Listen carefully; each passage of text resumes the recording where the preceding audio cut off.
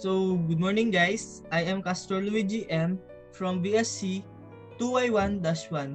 Ngayong araw, pag-aaralan natin yung procedures and black and white printmaking. Ang una ay ang contact printing. Dito, ang size ng contact print ay same lang ng negative or film. Ang enlarger ay ginagamit as a light source. At ang contact printing naman ay ginagamit para hawakan ang negative o film at ang printing paper. Unang step, place the enlarger in the desired location. Close the slot in the enlarger head where the negative carrier is centered so the light only shines on the baseboard and not out of the slot. Kasi ang mga film natin ay masaselan, lalo-lalo na sa mga ilaw. Kaya sinisigurado natin na tatama lamang ang ilaw dun sa mga gusto nating i-print. Second step, set the enlarger timer and the lens aperture. Set the enlarger lens aperture to f11 and the timer to 3 seconds as a test exposure. Mahalaga ito para matutunan natin o malaman natin kung ilang segundo o gaano kalinaw ang mga ipiprint natin. Make your test strip with 3 second interval. Mahalaga ang oras dito dahil kahit konting oras lamang na sumobra o segundo ay maaring masira ito. Identify the negatives and paper's emulsion sides. Negative must have their emulsion side facing the emulsion side of the paper. The emulsion side of the film, which is duller than the back side, tends to curl. Sinasabi dito na yung mga dulo ng emulsion paper ay mga kulot o pa-bend. The emulsion side of the paper is shinier and smoother than the back side, especially on the glossy paper. Sabi dito, yung mga emulsion paper natin ay mas makintab at makinis kesa sa backside nila. Especially sa mga glossy papers like mga photo paper, ganun. In the printing frame, place the negatives and one sheet of paper. The emulsion side of the paper goes on the bottom. Sinasabi dito, yung emulsion side ay dapat nasa bottom o sa ilalim lamang. Negatives are placed on the top of the paper. Yung mga film natin ilalagay sa taas ng papel. Emulsion side down. The negatives and paper are tightly sandwiched together by the glass top of the frame. Dito sinasabi na yung negatives natin or film ay itataas sa papel.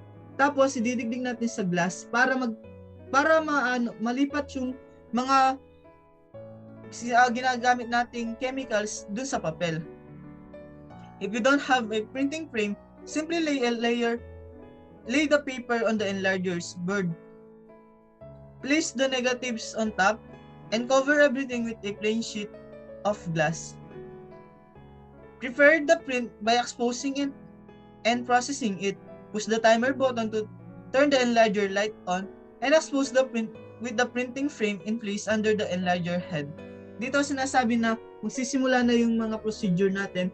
Isa-set na natin yung mga oras para ma-ensure natin. Dapat yung oras natin ay sakto lamang at hindi kukulang o sosobra. Evaluate the print after it has been fixed.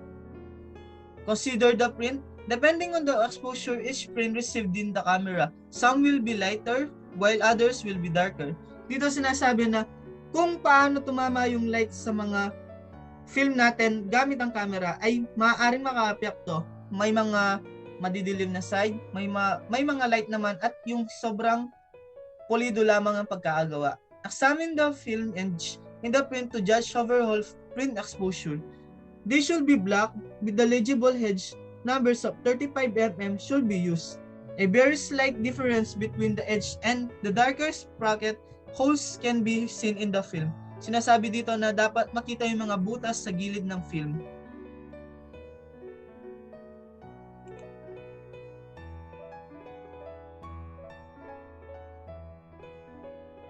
Photo enlarging. Photo enlarging ay dito mas maraming steps na magagawa.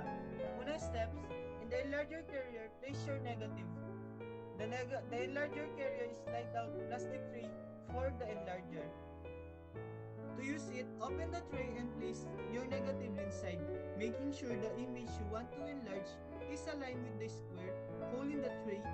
The carrier should then be slid back into the enlarger after closing the tray. sinasabi dito na dapat yung mga gusto nating i-print na negative ay nakasakto lamang dun sa pa-box na butas. Place the enlarger on the top of the carrier and clamp it down. The negative will be slid inside the enlarger carrier if the enlarger is clamped down. Dito sinasabi na yung enlarger natin ay ilalagay sa taas ng carrier at i-clamp down. The correct way to clamp down the enlarger will vary depending on the model, but there should be a switch or lever on the side of the device that you pull or turn. Place a scrap piece of paper on the projection plane. The projection plane is the flat frame on which you'll be projecting your image. Before closing the frame, lift up the top layer and insert a scrap piece of paper. After that, replace the frame on the enlarger base. In the dark room, turn off the lights.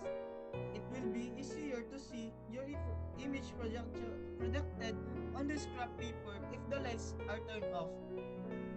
Because you'll be working with actual photo paper later, it's also important to turn off the lights if you remove the photo paper from the packaging while the lights are on.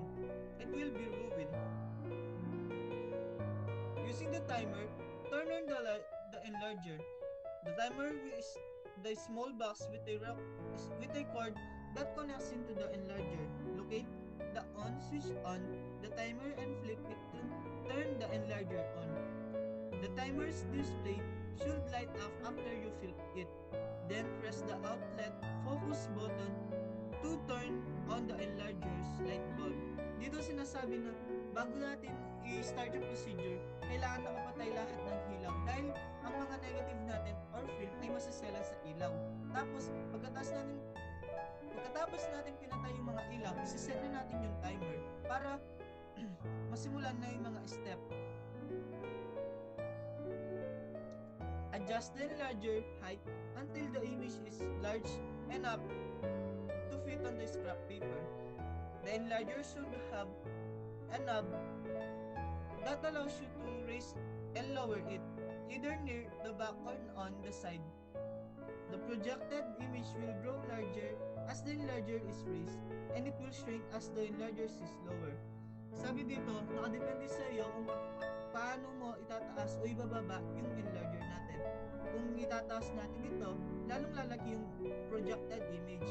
Kung mababa naman ito, lalong lilit yung projected image natin. Using the knob on the enlarger's side, focus the image. When you enlarge a negative for the first time, it will most likely be out of focus. Turn the knob clockwise or counterclockwise until the image clear and freeze again. Sinasabi dito na kung baguhan ka, kailangan ensure natin na yung photo natin ay malinaw. Pwede rin kasi masira o maka-apekto ito sa pag-print natin or sa pag-enlarge ng photo. For most photos, set the enlarger's aperture to f8. The enlarger's lens opening is determined by the aperture setting. The wider the lens and the more light that passes through, the higher the aperture. The brighter your image is, the more light that passes through it. Rotate the lens and on the enlarger until it reaches f8 to adjust the aperture. Sinasabi dito na yung lens natin ay dapat nakaset sa f8 dahil yung lens natin ay wider at more light dapat yung pass natin, yung pumapasok na light sa mga film natin. Arrange the paper strip on the projection plane. Place the strip inside the frame after opening the top of the frame. Close the frame after that.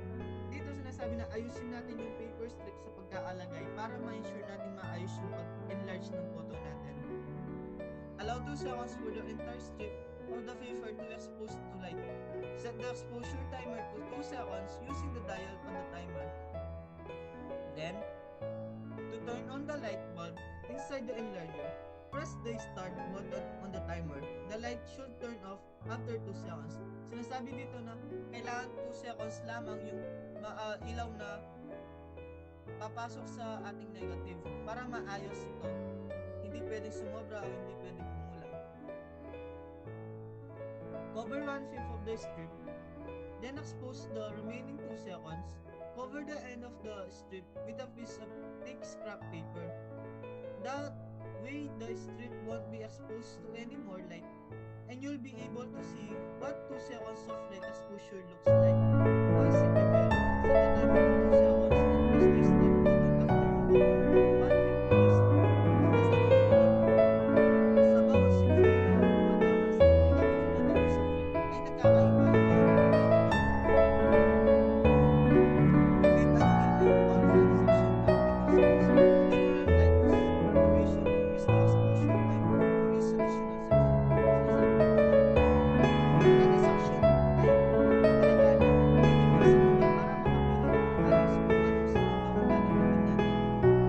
Prepare the test strip for 60 seconds. So the strip of paper will be but and 30 seconds.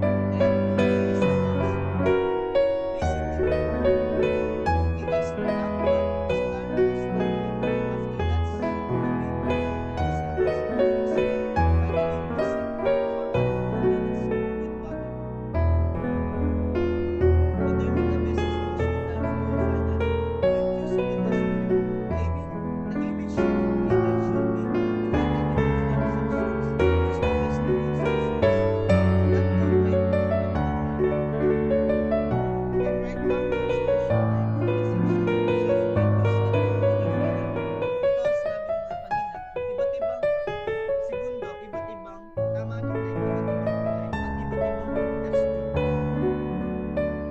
If none of the exposures look quite right, get a more specific strip, test strip. This is optional. The test strip is used for determining what exposure time is best for your image. If none of the colors in this test strip are what you want, try another strip with shorter exposure. Kasi nga sinasabi dito na yung paggawa sa photo enlarging ay trial and error. Pero mas marami yung kaysa sa mga kesa bago natin magawa yung pinaka-gusto nating texture. Turn off the light once more. Cover the photo paper with the light. Do this before moving it from your file. Turn on the light. Save the light if it is not already on so you can see what you're doing. Sinasabi dito na only red light lang yung save na pwede natin gamitin at wala nang iba. On the projection plane, place a full sheet of photo paper. Lift the top of the frame. Place the paper inside and close it. The projection plane should be placed on the enlarger base. Sinasabi dito na mag-start na yung ating yung paggawa ng photo enlarging sa mismong photo natin. Use your desired exposure time to expose the paper to light. Using the dial, set the exposure time on the timer. After that, make sure that projected image is aligned with the photo paper and start the timer. Sinasabi dito na dapat bago tayo magsimula, i-check natin mabuti kung naka-fix ba ito, kung tama ba yung time, at kung yun na yung gusto nating texture. Finally, create the final print. Carry on with the same development procedure as you did for the test strip. After 60 seconds, in the development bath, dip the paper in the stop bath for 30 seconds. Finally, rinse the paper with the water after 30 seconds in the fixed bath. Sinasabi dito na natatapos na yung photo enlarging steps natin. Magdalaga ng 30 seconds para sa fixed bath. Yun lamang, maraming salamat sa pakikinig. Sana may matutunan kayo.